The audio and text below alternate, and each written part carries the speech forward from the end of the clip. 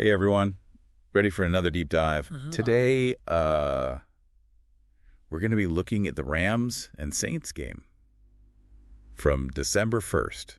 If you're listening to this, I'm sure you're as interested in this one as we are. We've got some great articles to help us out today from Turf Show Times and Fox Sports. Oh, and we even peeked at the Wikipedia page. You know how that goes. Sometimes reliable, sometimes not so much. Yeah, Wikipedia can be a mixed bag for sure. But, what's really fascinating about this game, it's not just about the Rams winning. This game was a turning point. It's a story of resilience for them and how they adapted to win. This game really shows Sean McVay's impact as a coach for the Rams. Yeah, this win was kind of a big deal for McVay too, right? Oh, absolutely. This was McVay's 76th win as head coach, which makes him the Rams' all-time leader for regular season wins. He actually just surpassed John Robinson. Wow. To do that in this league is pretty amazing, especially these days. Definitely. McVay has revolutionized the league. I mean, his offenses are so innovative. He took the Rams, who were struggling before him, and turned them into a powerhouse team. They even won a Super Bowl. And speaking of amazing, this game was a real nail-biter. It was a tale of two halves.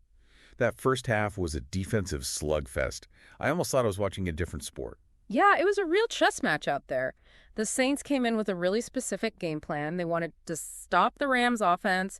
They were mixing up their coverages, really keeping Stafford on his toes. It forced him to make decisions quickly. Okay. And honestly, it worked, at least for the first half. You're telling me I was starting to get worried. I mean, a McVay-coached Rams team getting shut out the first half, that's almost unheard of. Right. It was definitely a surprise. The Rams only had 23 plays in the first half, compared to the Saints' 40. But the Rams' defense held strong. They bent but didn't break. The Saints only scored 2 field goals, so at halftime it was 6-0. Saints were winning. Okay, so not the start the Rams were hoping for. But then they come out in the second half. Yeah. And it's like a completely different team. I know, right? Whatever McVay said at halftime, it worked. What happened in that locker room? Well, they came out energized, and their opening drive in the third quarter was just beautiful to watch. 70 yards over 10 plays, and it ended with a touchdown from Kyron Williams. Yeah, that was such a great run. It seemed like that touchdown just ignited something in the Rams. Yeah, it was like a switch flipped. You could feel the momentum shift. Williams had a breakout game that day. He ended up with 104 rushing yards on only 15 carries. Wow. And that 4-yard touchdown run, it really got their offense going. So Williams got things going, but Stafford really turned it on in the second half too. Oh, yeah. He finished with 243 passing yards and 2 touchdowns. But it wasn't just about the numbers. It was about his leadership. What do you mean? Well, they came out of halftime after a scoreless first half. The pressure was on, and Stafford really rallied the team. So what changed for Stafford? Was it McVay's play calling? Did Stafford just change his mindset? Well, McVay definitely made some adjustments at halftime. They simplified the play calls and focused on getting the run game going with Williams, and that opened things up for Stafford. Yeah, that 46-yard completion to DeMarcus Robinson late in the third quarter, that was a huge moment. Oh, absolutely. That play shifted the momentum completely, and it set up Robinson's touchdown at the start of the fourth. Which gave them the lead. Exactly. Robinson was crucial to their scoring drives. And it wasn't just him. Puka Nacua also had a 7-yard touchdown reception in the fourth quarter. Stafford connected with Nacua, and that gave the Rams the winning edge. Yeah, Nacua had a great game. 5 receptions for 56 yards. Yeah. And that crucial touchdown. But of course, it wouldn't be a Rams game without a little drama. The Saints fought back. Yeah. And tied the game at 14-14. I was on the edge of my seat. Yeah, it was a real back-and-forth battle. You could feel the tension in the stadium. Both teams were playing with so much intensity. And then Jordan Whittington returns that kick, 43 yards.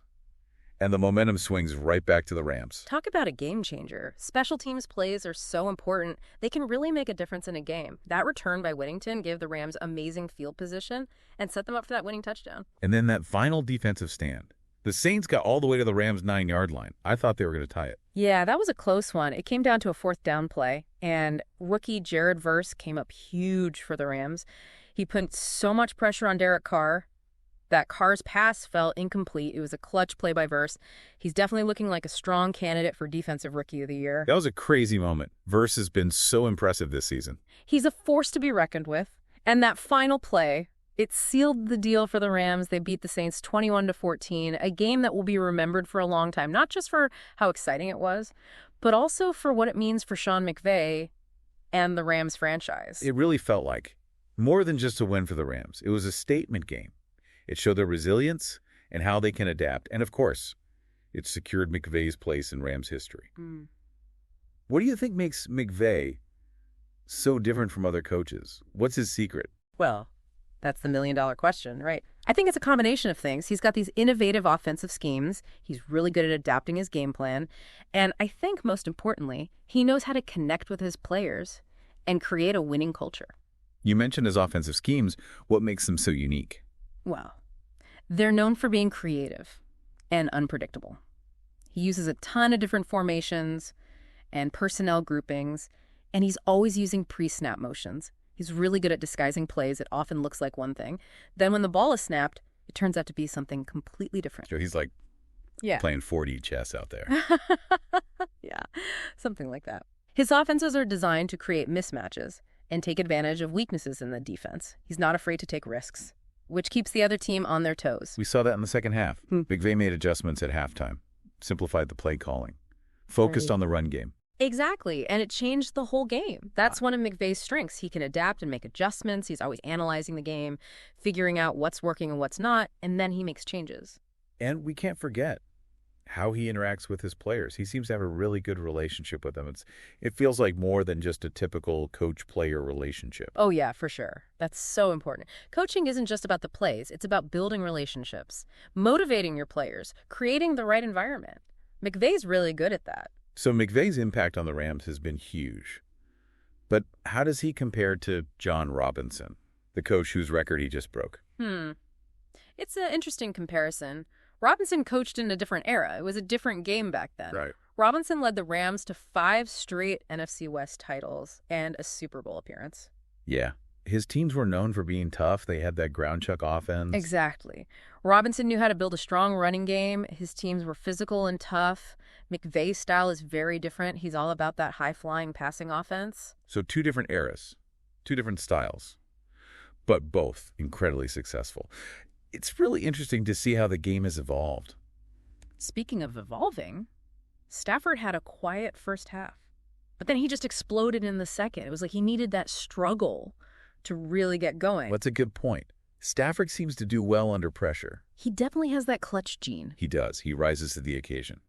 When the stakes are high. Think about his Super Bowl run with the Rams. He had some amazing performances in the playoffs. Oh, yeah. He made some clutch throws and led the team to victory. He seems to embrace the challenge. It's like the adversity fuels him. That's what separates the good quarterbacks from the greats. Yeah. Being able to stay calm under pressure. Totally agree. Stafford has proven he can do that. He has the mental toughness to handle those situations. And it's not just his mental toughness. He has a really strong arm. He can make throws that other quarterbacks can't. Yeah, he can thread the needle. He can extend plays with his mobility. He can make those deep throws. He's a special quarterback. He is. He's got the physical skills and the mental toughness. He's a dangerous weapon for the Rams. And he's got some great weapons around him, too. Yeah. Williams, Robinson, Nakua. They all played a big role in this win. Yeah, they do have a good mix of talent. Veterans and young players. They've got playmakers all over the field. It's interesting, though. They still struggle in the first half. Yeah. Even with all that talent. Right. That shows how effective the Saints' defense was. They really disrupted the Rams' rhythm. They did. They mixed up their coverages and disguised their blitzes. Stafford never knew it was coming. It was really something. To see how the Rams adapted the second half, they simplified things, went back to basics. Focused on the run game. Yeah, they went back to their strengths. It was like they just needed a reminder of who they are as a team.